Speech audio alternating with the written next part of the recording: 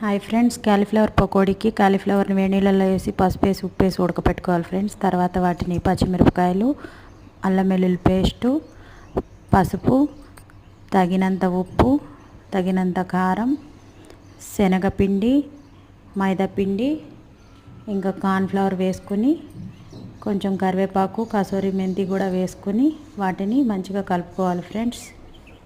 కలుపుకొని ఒక గంట పక్కన పెట్టుకోవాలి ఫ్రెండ్స్. ఆ తర్వాత వేడి నూనె పెట్టుకొని అందులో పకోడీలు చిన్న చిన్నగా వేసుకుంటూ వేపుకోవాలి ఫ్రెండ్స్. ఎర్రగా వేయేంత వరకు గోల్డెన్ బ్రౌన్ కలర్ వచ్చేంత వరకు వేపుకోవాలి ఫ్రెండ్స్. ఆ తర్వాత తీసి ఒక ప్లేట్లో పెట్టుకోవాలి ఫ్రెండ్స్. అయితే ఇవి మంచి వెదర్ చల్లగా ఉన్నప్పుడు సాయంత్రం పూట పిల్లలకి స్నాక్స్ లాగా మంచిగా టేస్టీగా వస్తాయి ఫ్రెండ్స్.